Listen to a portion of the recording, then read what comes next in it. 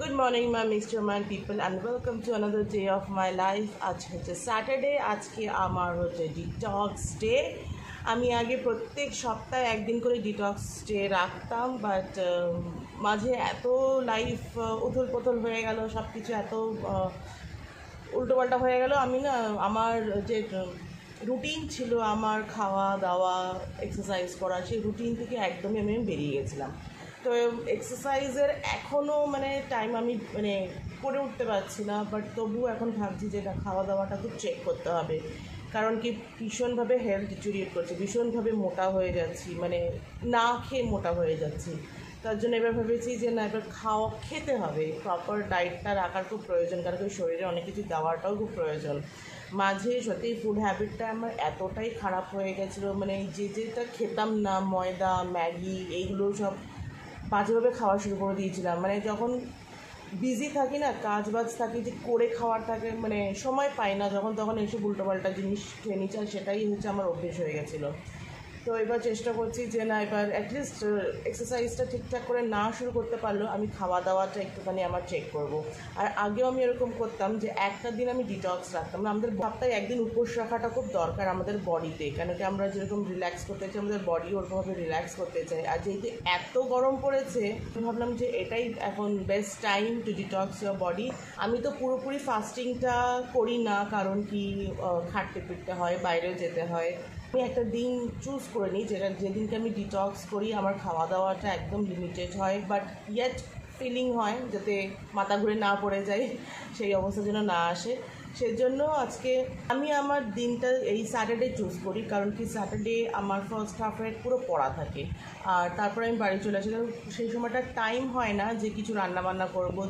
আর Saturday এমনি অনেক বাড়িতে নিরামিষ হয়, আমার বাড়িতেও নিরামিষ হতো আগে। তো আমি ওই স্যাটারডেটাই চুজ করেছিলাম আমার জন্য। আর এই দিনকে আবার বেশি খাটাখাটনিও হয় না, সো আমি ডিটক্স করি বা ফাস্টিং করি, যাই করি, আমি এই দিনটাকে চুজ করে নিয়েছি, সেটা ভালো একটাই হয়। এখন যাচ্ছি পড়াতে, মোটামুটি এখন বাজে কটা, 6:45 বাজে, 7টা থেকে আমার পড়ানো শুরু হবে, মোটামুটি 12টা অবধি যাবে। আর তারপরে আমি যাব বাজারঘাট করতে হবে কিছু, তার জন্য সকালবেলা না পেট ভরে খাওয়াটা ইজ ভেরি ভেরি ইম্পর্ট্যান্ট। আগে আমি কী করতাম, না খেয়েই বেরিয়ে যেতাম, হয়তো দুটো খেজুর খেয়ে নিলাম বা কিছু হলো, কিন্তু এটা উচিত না, এটা খাওয়াটা উচিত। তারপরে আমি এতটা প্রলং টাইম যখন আমি না খেয়ে থাকতাম না, আমার অ্যাসিডিটি ফর্ম হয়ে যাচ্ছিলো, আর তার জন্য অ্যাসিডিটি ফর্ম হলেই মানুষ ফোলা শুরু করে দেয়। তার জন্য আমি ভাবলাম যে না, এবার খাওয়া দাওয়াটা প্রপারলিভাবে খেতে হবে, ঠিক টাইম টু টাইম খেতে হবে, আর ঠিক জিনিস খেতে হবে, উল্টো পাল্টা জিনিস নয়। আর এই হচ্ছে আমার ব্রেকফাস্ট, ছাতুর শরবত, এরকম 2 গ্লাস ছাতু আমি খাবো, ছাতুর শরবত। আর এখানে কিছু ড্রাই ফ্রুটস আছে, যেটা আমি ভিজিয়ে রেখেছিলাম গতকাল রাত্রে, কিশমিশ আছে, আমন্ডস আছে, আর হচ্ছে ড্রাই ফিগ আছে, আর 2টো খেজুর। আর এটা আমাকে প্রলং টাইম ফিল রাখবে। সো ড্রাই ফ্রুটস খাওয়া আমাদের শরীরের জন্য কত কত উপকারী, সেটা আর আলাদা করে বলার কোনো প্রয়োজন নেই, পড়ে না, সবাই জানে, বাচ্চারাও জানে যে ড্রাই ফ্রুটস খাওয়াটা কতটা দরকার, আর এটা আমাদের অনেকক্ষণ ফুলফিলিংও রাখে। আমি এখানে একটু বলতে চাই হচ্ছে ছাতুর শরবত যেটা আমি করেছিলাম, আমি জলের মধ্যে মিছরি ভিজিয়ে রাখি আগের দিন রাত্রে, আর সেই মিছরি জলে ছাতু দিই, লেবু দিই, এবং একটু বিট লবণ দিই, এটা দিয়ে করে। আমি কোনোরকমভাবে আপাতত কোনো চিনি ইনটেক করছি না, কোনো রিফাইন্ড সুগার আমি ইনটেক করছি না, যা সুগার আমার ন্যাচারাল থেকেই আসছে। আর এখানে আমি নিয়ে নিয়েছি ড্রাই ফিগ, যেটা ডুমুরও বলে বাংলাতে। ডুমুরও কিন্তু অনেক অনেক তার উপকারিতা আছে, it's rich in calcium, rich in iron. তো এটা একটা পুরো পাওয়ার প্যাকড ব্রেকফাস্ট যেটা আছে, যেটা আমি খাই। আর এটার সাথে আমি একটা কলাও খাই, বাট আজকে ছিল না। পড়িয়ে টড়িয়ে বাজারে গেছিলাম, বাজার টাজার করে এসেছি, আর এসে সঙ্গে সঙ্গে আমি স্নান করে নিয়েছি। সঙ্গে সঙ্গে একটু বসেছিলাম, তারপরে আমি স্নান করে নিয়েছি, কারণ কি মারাত্মক অবস্থা হচ্ছে। আর বাজার ঘাট নিয়ে আসা না সাইকেলে করে, তার মধ্যে ভীষণ কষ্ট হয়ে যায়। তো আমি মাছটা এনেছিলাম, ওগুলো আমি এসে সঙ্গে সঙ্গে পরিষ্কার করে নিয়ে স্নান করে আমি এসব করবো না, তো সঙ্গে সঙ্গে পরিষ্কার চিকেন এনেছিলাম, একটু চিকেন এনেছি কালকের জন্য, মাছটা এনেছি সারা সপ্তাহের জন্য যাতে আমাকে বাজারে যেতে না হয়। আজকেও বাজারের অবস্থা খুব একটা ভালো না, খুব সব রকম মাছ বসেনি। রুই মাছ এনেছি, অল্প একটু চিংড়ি মাছ এনেছি আর চিকেন এনেছি, আর এগুলো ধুয়ে পাকলে টাকলে একবার আমি ফ্রিজে রেখে দিয়েছি। আর ফাইনালি এখন খাচ্ছি। এসে আমি একটু জল খেয়েছিলাম, এখন আমি খাচ্ছি গুড়ের শরবত। একজন জিজ্ঞেস করেছিল গুড়ের শরবতটা কী করে আমি বানাই, কী করে করি। ভেরি সিম্পল, জাস্ট গুড় আর হচ্ছে লবণ আর হচ্ছে লেবু, এই তিনটে জিনিস দিয়েই হয়ে যাবে। আর এই গুড়টাকে অনেক সময় কেউ চাইলে আগে থেকে ভিজিয়েও রাখতে পারে, আমি টাইম ছিল না দেখে আমি এখনই জাস্ট করে এটাকে গুলিয়েছি। আর এটা একজন লিখেছিল খেজুরের গুড়, খেজুরের গুড় না, এটা আখের গুড়, আখের গুড়ের শরবত। আর আমি না কোল্ড ড্রিঙ্কস খাই না, কিচ্ছু খাই না, মানে নিজে কিনে তো কোনো দিনই খাই না। আর কেউ যদি খুব বিয়ে করাতে হয় 1 সিপ বা 2 সিপ। আর আমি ফ্রিজের জলও খাই না, কোনো কিছুই খাই না। আমার অ্যাকচুয়ালি গলার প্রবলেম আছে একটু, এই ঠান্ডা ঠান্ডা খেলে না আমার গলাটা ব্যথা করা শুরু করে দেয়, এই জন্য ফ্রিজের কোনো জিনিস খাই না, আর কোল্ড ড্রিঙ্কস কিছু না। সো তো এই গরমে যে ন্যাচারাল কুলিং ড্রিঙ্কস যেগুলো আছে আমি সেগুলোই খাই। আর আমি এরকম অনেক ড্রিঙ্কস আছে যেগুলো ঠান্ডা রাখে শরীরকে। তার একবার বলে দিই, এর মধ্যে হচ্ছে আখের গুড়, বিট লবণ আর হচ্ছে লেবু। এটা আখের গুড় হচ্ছে রিচ ইন আয়রন, যারা আমার মতন আয়রন ডেফিসিয়েন্সি পেশেন্টসরা আছো তারা তো অবশ্যই প্রত্যেক দিন এই গরমে তো আখের গুড়ের শরবত খাও, কিংবা আখের রস পেলে তো ওয়েল অ্যান্ড গুড। আমার এখানে আখের রস পাওয়া যায় না, মানে আমার লোকালিটিতে পাওয়া যায় না, যেখানে পাই আমি খেয়ে নিই। 2 গ্লাস আখের রস খেয়ে নিই তো আমার মোটামুটি অনেকক্ষণ চলে যায়। বাট আখের রস আমি পাই না, এই জন্য আখের গুড় এনে রেখেছি, সেটারই শরবত আমি খাই প্রত্যেক দিন 12টার সময় আমি খাই। যখন কলেজ থাকি কলেজে ক্যারি করি, আর না হলে বাড়িতে থাকলে আমি স্কুল থেকে ফিরেই আখের গুড়ের শরবতটা খাই। তা আখের গুড়টাকে একটু চিনে কিনবে। হ্যাঁ, এবার আমার না আখের গুড় কেনাটা একটু মানে হয়ে গেছে। একদিন আমি আখের গুড়ের শরবত নিয়ে গেছিলাম কলেজে, তো কলেজে ঝাঁকিয়ে আমি খাচ্ছিলাম, যখন খুললাম ক্যাপটা তো দেখলাম কিছু সাদা সাদা সাবস্টেন্সেস উপরে রয়েছে। তা আমি না ওটাকে নিলাম, নিয়ে হাতের মধ্যে এরকম করে স্প্রেড করলাম, দেখলাম কিছু একটা তেল তেল ভাব লাগছে। তো আমি একজনের সাথে ডিসকাস করলাম যে এরকম সাদা সাদা জিনিস হচ্ছে, বুঝতে পারলাম না। প্রথম দিন আমি ফেলে দিয়েছিলাম ওই শরবতটা, কারণ কি আমি জানি না কি মানে কিছু রিয়াকশন হয়ে গেল নাকি কোনো, আমি স্টিলের বটলই ক্যারি করেছিলাম, তো কোনো ফাঙ্গাল কিছু হয়ে গেছে না, কিছু আমি ফেলে দিয়েছিলাম। তো পরের দিন যার সাথে ডিসকাস করেছিলাম সে বললো হয়তো আখের গুড়টা পিওর ছিল না, হয়তো এর মধ্যে ডালডা মেশানো ছিল, আর এর মধ্যে ডালডা মেশানো তার মধ্যে তেল তেল করবে, আর কিছু একটা ভেজাল ছিল, যার জন্য ওই সাদা সাদা জিনিসটা ভেসে উঠছিল। তো এই আজকে আমার আখের গুড়টা শেষ হলো, আমি একটা নতুন ফ্রেশ ব্যাচ আনাবো একটা, যেখানে ভালো পাওয়া যায়। আর মেক শিওর এটাকে স্ট্রেন করে নাও, কারণ কি আখের গুড়ে প্রচুর নোংরা থাকে, যেটাকে স্ট্রেন করে খাওয়াটা খুব দরকার। 2 গ্লাসের মতন আখের গুড় হয়ে যাবে, 2 গ্লাসের মতন রস হয়ে যাবে, যেখানে কিছু কিছু তারপরে লেবু টেবু কিছু একটা নোংরা থাকলে এর মধ্যে আটকে যায়। এখনও হোয়াইট সাবস্টেন্সেস আমি দেখতে পাচ্ছি, বাট হালকা, কিন্তু যখন আমি ক্যারি করছি তখন দেখি একটু বেশ বড় বড় হোয়াইট আচ্ছা, আমি জানি না কেন হচ্ছে। কারোর কোনো আইডিয়া থাকলে প্লিজ কমেন্টে জানাবে যে গুড়ের উপরে এরকম সাদা সাদা কেন আসছে। তো এই যে আখের গুড়ের শরবত, আর যেহেতু আজকে আমার ডিটক্স, মাকে বললাম, মা বলছে কী খাবি, তাই আমি বললাম না আজকে ফলাহার খাবো, খালি ফল টল খাবো, এরকম হালকা পাতলাই খাবো। বলছে হ্যাঁ এমনি খাটাখাটনি হয়, তার মধ্যে এরকম আছে না, আজকে আমি বাড়িতে আছি বলে এরকম করছে, আর যদি বাইরে থাকি এরকম মেনটেন করা যাবে না, কারণ কি শরীরকেও দিতে হবে। সো এই যে আখের গুড়ের শরবত তোমরা ট্রাই করো, যারা খেয়েছো তারা তো ওয়েল অ্যান্ড গুড, আর যারা ট্রাই করোনি কোল্ড ড্রিঙ্কস বাদ দিয়ে এই আখের গুড়ের শরবত খাওয়া, আই থিঙ্ক এটা বেটার।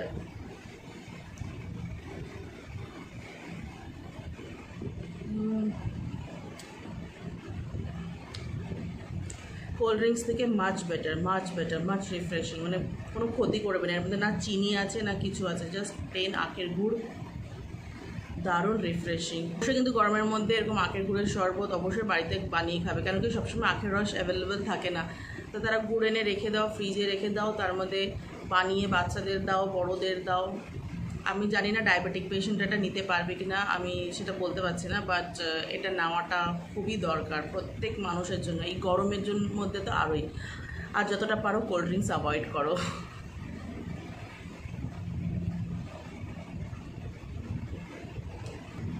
আমি এরকম 2 গ্লাস আখের গুড়ের শরবত খাবো and I am done for 2 hours. 2 ঘন্টার আমার কিচ্ছু লাগবে না। আমি তারপরে জল খাবো, জল ইনটেক করতেই থাকবো, ডিহাইড্রেট হওয়া যাবে না একদমই। আর যারা ইউটিআই পেশেন্ট আছে তারা কিন্তু অবশ্যই হাইড্রেট থাকাটা খুবই প্রয়োজন এই গরমের মধ্যে। আর এরকম একটা ড্রিঙ্ক প্রত্যেক দিন অবশ্যই নেওয়া উচিত।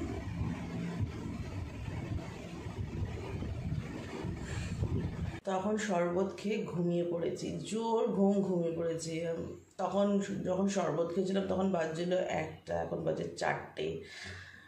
হ্যাঁ, খিদেও পাচ্ছে না, এত গরম লাগছে। অ্যাকচুয়ালি গতকাল রাত না মানে ঘুম হয়নি, কারণ কি ভীষণই গরম লাগছিল।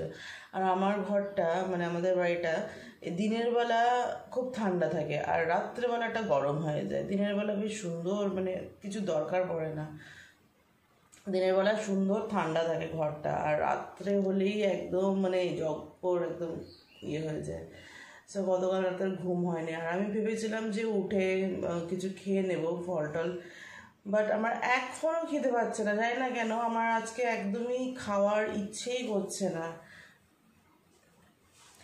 অন্যান্য দিন খিদে পেয়ে যায় বলে আজকে একদমই ইচ্ছে করছে না। ভীষণ টায়ার্ডও লাগছে, মানে সারাটা সপ্তাহ এতটা খাটাখাটনি হয়ে যায়, আজকে মানে জোর ঘুমিয়ে নিয়েছে।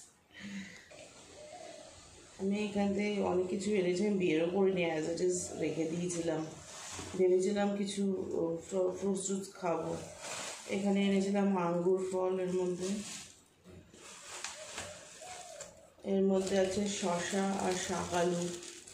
এই আমি ফ্রুটস একটু বেশি করেই এনেছি, কারণ কি আমার ওই কলেজে টিফিনেও আমি ফ্রুটসই ক্যারি করি, তাই। আর এনেছিলাম তরমুজ। তা আমি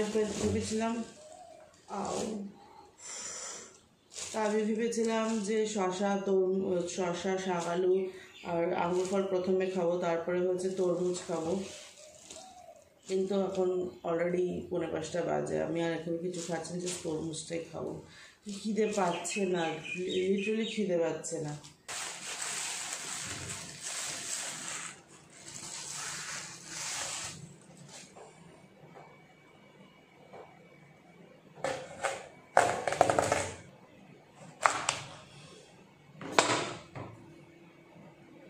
ভালো সুন্দর লাল আছে, কিন্তু লালের পরিমাণটা একটু কম, এটা তো ভালোই লাগছে।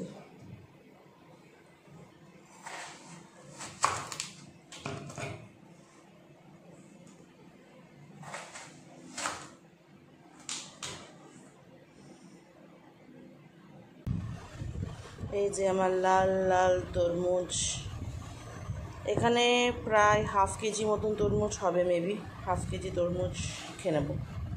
আচ্ছা, একটা নতুন রকমের তরমুজ দেখলাম, আমাকে খুব ইনসিস্ট করছিল দোকানদার যে নিতে, পুরো হলুদ রঙের। আমি কোনোদিনই খাইনি বা কোনোদিন কিনিনি, আমি জানি না ওটা কীরকম হয় খেতে। তো আমি এই তরমুজই নিয়েছি। ঠিক আছে, যেটা জানি না সেটা নিয়ে লাভ নেই, এখন জানি না কীরকম কী হবে, ভালো হবে কি না। আমার কোনোদিন আমাদের বাড়িতে কোনোদিন ওরকম হলুদ তরমুজ আসেনি, ওই জন্য এই তরমুজটা দেখে খুব ভালো লাগছে।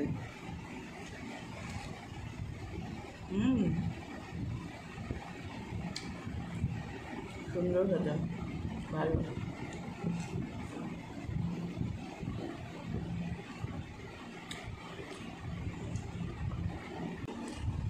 আর আজকে আমার ডিনার হচ্ছে স্প্রাউট স্যালাড।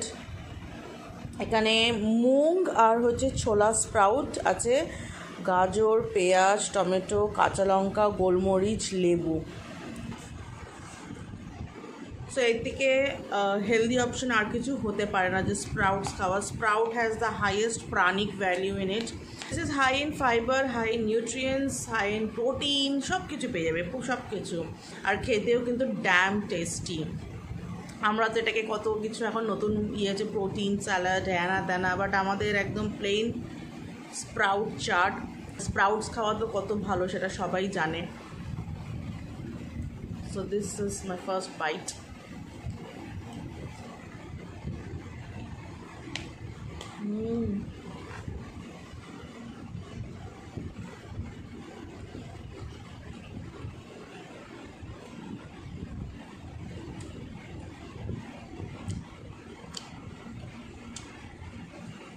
লঙ্কা পড়ে গেছে।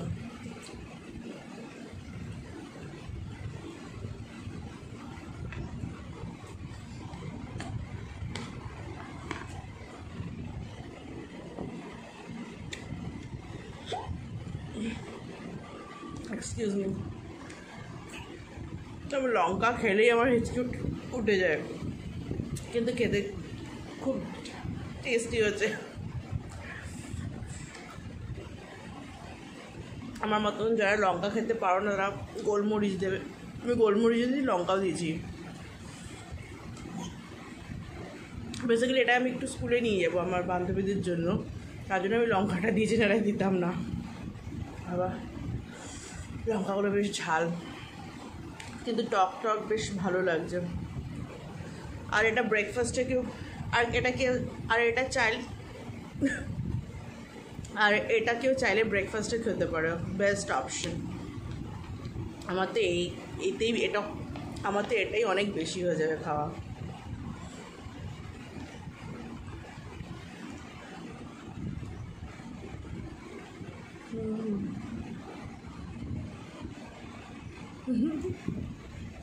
ছিল আমার ডিটক্স ডে। তোমাদের কেমন লাগলো অবশ্যই জানাবে।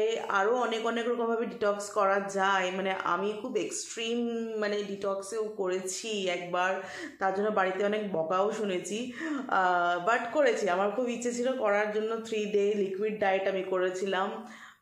জানি এগুলো একদমই উচিত না, হঠাৎ করে শরীরকে এমন হঠাৎ ধাক্কা দেওয়াটাও উচিত না, বাট আমি করেছিলাম। আমার যখন আমি পাগল হয়ে যাই না, যখন আমি ভেবে নিই যে আমাকে এখন মানে ডায়েট করতে হবে, তো আমি করতে হবে। আমি এক্সট্রিমভাবে ডায়েট করতে পারি, আর যখন খেতে হয় আমি এক্সট্রিমভাবে খেতেও পারি। তো একবার আমি 3 ডে লিকুইড ডায়েট করেছিলাম, আমার প্রচণ্ড বাড়ি থেকে বকা শুনেছিলাম যে হ্যাঁ এরকম ওরকম, এই মরে যাবি, হ্যাঁ হয়ে যাবে, তা না হয়ে যাবে। বাট আমার ভালো লাগছিল, আমার ভালো লাগে এরকম এক্সপেরিমেন্ট করতে। বাট আমি কাউকে রিকমেন্ড করবো না অবভিয়াসলি এরকম উল্টোপাল্টা ডায়েট করার জন্য। বাট হ্যাঁ, একটা দিন ডিটক্স করা বা ফাস্টিং করা is very much important for our health. So এটা ছিল ডিটক্স ডে। কারোর কোনো রেকমেন্ডেশন থাকলে সেটাও অবশ্যই কমেন্ট বক্সে আমাকে জানাবে। আর যদি কেউ এখান থেকে ইনফ্লুয়েন্স হয়ে করতে চাও, করতে পারো, বাট আমি বলবো যে খুব একটা রিস্ক না নেওয়াটাই বেটার। আমি এটা ইউজ টু হয়ে গেছে, আমার কোনো প্রবলেম হয় না, এই জন্য আমি এই ডায়েটটা ফলো করছি। মানে কেউ ব্লাইন্ডলি ফলো করো না যে আমি খেয়েছি দেখে তারও বডিতে সেম ইয়ে হবে, সেও মানে ঠিকঠাক করে চলতে পারবে। It's not that. সবার বডি আলাদা, সব রকম। হ্যাঁ, এখান থেকে কিছু কিছু আইডিয়াস নিয়ে নিজের মতন বানিয়ে তারাও এটাকে ফলো করতেই পারো।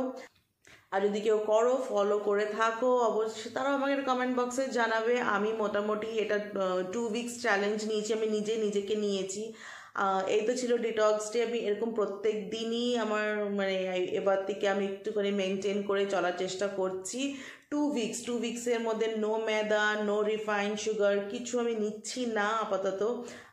এটা অলরেডি গত সপ্তাহ স্যাটারডের ভিডিও, যেটা এতক্ষণ দেখলে। আর কামিং স্যাটারডেও আমি আবার ডিটক্স করব, ট্রাই করব ওটাও শেয়ার করার। সেমই হবে মোরলেস, আমার ডিটক্স রুটিনটা সেমই হবে, কারণ কি আমি এক্সট্রিম ডিটক্সে আমি যেতে চাই না। বাট হ্যাঁ, 2 উইকস চ্যালেঞ্জ আমি নিজেকে দিয়েছি। 2 উইকসের পরে দেখা যাক আমার মধ্যে। আমি অলরেডি চেঞ্জেস ফিল করতে পারছি। আমি ব্লোটেড হয়ে যেতাম, আমার একটু হেভি ফিল হতো, বাট এখন আমি যথেষ্ট, আমি 1 উইক হয়েছে, 1 উইক হয়নি পুরোটা, 1 উইক হতে চলেছে, বাট আমি অনেক লাইট ফিল করছি। আমার হয়তো গাল ফাল দেখে হয়তো বোঝা যাবে না, আমার গাল দেখে কোনোদিনই বোঝা যাবে না আমি রোগা, কারণ কি আমাদের এই পোর্শনটা মানে আমাদেরটা জেনেটিক্যালি, আমাদের মানে আমরা বাবা পিসি টিসি এদের সবারই এই জায়গাটা ফোলা। সো গাল দেখে কোনোদিনই মনে হবে না আমি রোগা হয়েছি বা কিছু। হ্যাঁ, আমার পেটুটা দেখে আমি বুঝতে পারি যে আমি রোগা হয়েছি কিনা, ওয়েস্ট এগুলো সব কিছু। তো এই ছিল ডিটক্স ডে। অবশ্যই কমেন্ট বক্সে জানাবে তোমাদের কেমন লাগলো। দেখা হবে আরেকটা ভিডিওটা। Till then, bye bye, good night.